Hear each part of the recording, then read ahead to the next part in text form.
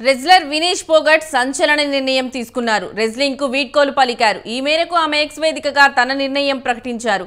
తనపై కుస్తీ గెలిచిందని, తాను ఓడిపోయానని ఆవేదన వ్యక్తం చేశారు. నన్ను క్షమించండి అంటూ 24 ఏళ్ల కెరీర్ కు ఆమె గుడ్ బై చెప్పారు.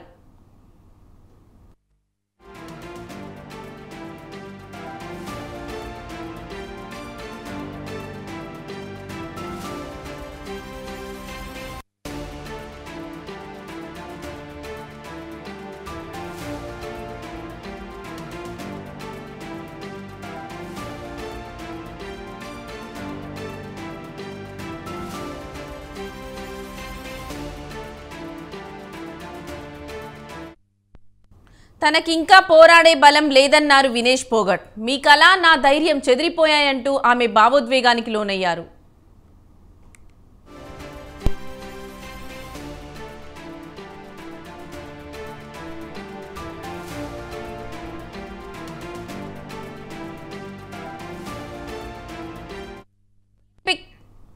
ఒలింపిక్స్ లో అనర్హత వేటు పడడంతో వినేష్ పోగట్ మనస్తాపం చెందారు. 100 గ్రాముల బరువు ఎక్కువగా ఉండటంతో ఆమెను డిస్క్వాలిఫై చేసింది ఒలింపిక్స్ కమిటీ.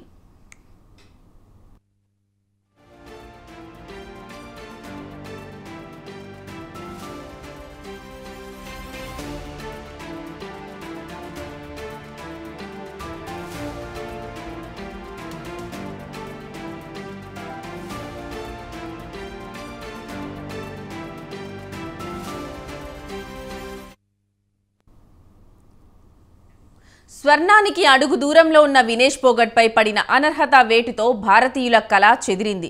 పోగట్ దేశానికి గోల్డ్ తెస్తారని భారతీయులు ఆశపడ్డారు. ఇంతలోనే ఆమెపై అనర్హత వేటు పడటం అందరినీ ఆశ్చర్యానికి గురిచేసింది. ఫైనల్ పోరుకు ముందు రాత్రి బరువు పెరిగిన వినేష్ పోగట్ బరువు తగ్గించుకునేందుకు వర్కౌట్స్ చేశారు. జాగింగ్, స్కిప్పింగ్ చేసి చివరకు డీహైడ్రేషన్తో ఆసుపత్రి పాలయ్యారు.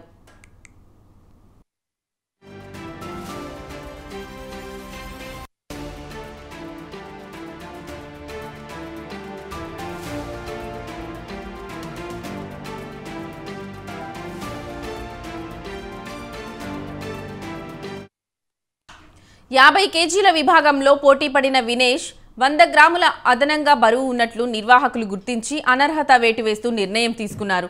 వినేష్ బరువును నిర్దేశిత పరిమితిలోపు ఉంచేందుకు భారత బృందం అన్ని చర్యలు తీసుకున్నా 100 గ్రాముల అదనపు బరువుతో ఆమె అనర్హత పొందినట్లు పారిస్లో భారత బృందం chief medical officer doctor Dinshaw Pardiwala వెల్లడించారు.